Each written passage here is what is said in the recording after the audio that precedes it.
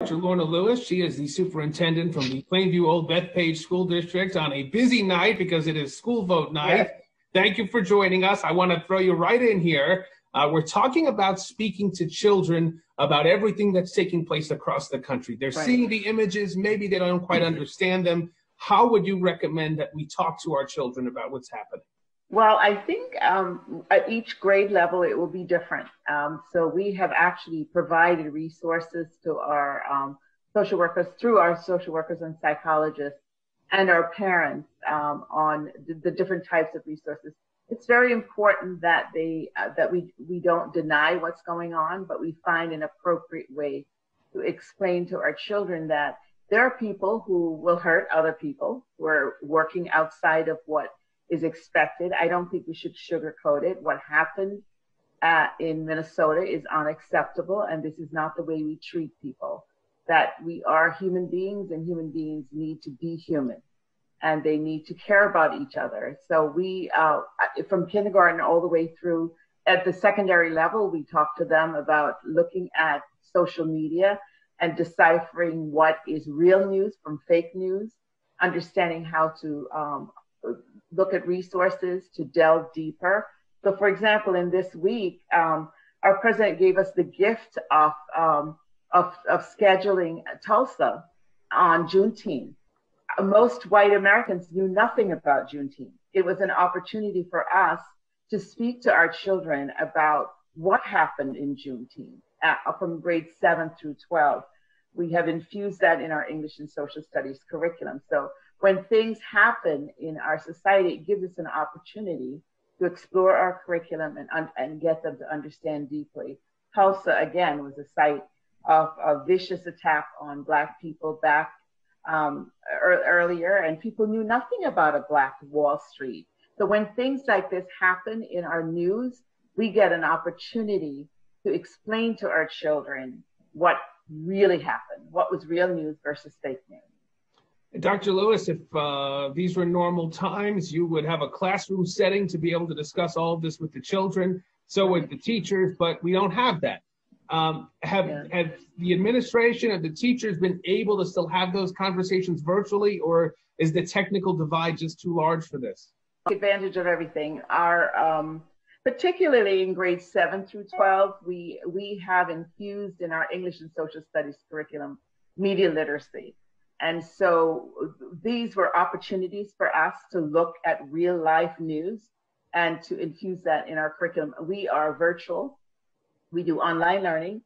And so we were able to change our curriculum somewhat to attend to these facts, to speak about, to look at what happened in Minnesota, to explore how does someone sit on someone's neck for 8 minutes and 46 seconds? What inhumanity? And how have other things throughout history happened with everyone standing around? What is it to be a bystander? And what is it to be an upstander? We have infused that in our curriculum for the younger children as well. You know, when you're being bullied, what do you do? Do you see other people being bullied? What do you do? And so those are all lessons, opportunities that we take to teach our children what's right and wrong. We have members of law enforcement on this panel. We also have an activist on this panel. Obviously, you bring in guests from time to time in the classroom. Is there maybe a program that could be in the works where you bring everyone together to be able to speak to the students? Well, we do have that opportunity. I've had Patrick Ryder he's a welcome sight in our district. We've done work with vaping and other things that he's been very integral. We do have opportunities. We work with Erase Racism, Elaine Gross, and our children, our students are involved in that. Every one of our schools are No Place for Hate schools. That is in collaboration with the ADL. And so those conversations take place, even in a virtual world, we still continue those conversations. Dan, Noel, traditionally police unions are very powerful politically. What role do you believe the Suffolk PBA will have here in terms of looking at some of these potential reforms and either endorsing them or calling them out as insufficient or inappropriate? Listen, we've always been very active with the community, the Suffolk County PBA, with all of our communities, whether it be in Farmingville, sponsoring and part of the Play for Peace with the community there, whether it be a painting out graffiti in Brentwood and Bayshore. There's a host of things we do all the time throughout our community. But I'm happy to hear what Dr. Lewis said about a teaching moment and having the children be able to be educated as to what's going on.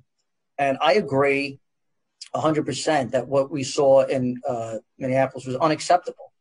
But it's also unacceptable that 89 police officers were killed in the line of duty last year.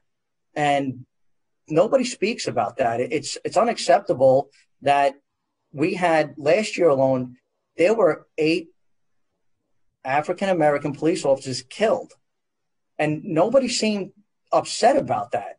And there was no protest, there were no riots. And we need to respect all life, all human beings. They sacrificed for their community. I'm not saying anything that happened. There's not a person that I have met or spoken to that has justified anything that happened in Minneapolis. It was disgraceful. It tarnished our profession. And it was a shame that we all get labeled in that same way, because that individual did not deserve to have that position of authority from day one. Whatever reason, he got through the cracks and they had that incident happen. And it is a teaching moment, but we should not negate everything else that goes on. And let's not negate all the good officers, because while we're telling the story about this bad police officer who did this bad thing, let's remind our youth so they're not afraid, as Dan said, that these young kids are scared of the police. That's an education issue with the parents, with the schools, everyone. Think about all of the millions of contacts a year that law enforcement has with the community and all of the lives that are saved. Let's not forget to remind them about that. Are there bad situations? Yes. Are there a lot more, hundreds of thousands of more good experiences where someone is saved and helped and a good deed is done? Let's not forget to tell them that, because if you're ever going to bridge the gap, it's not going to be by vilifying and pointing fingers and finding fault. It's going to be by finding consensus and resolution to our differences. We have to do it the right way.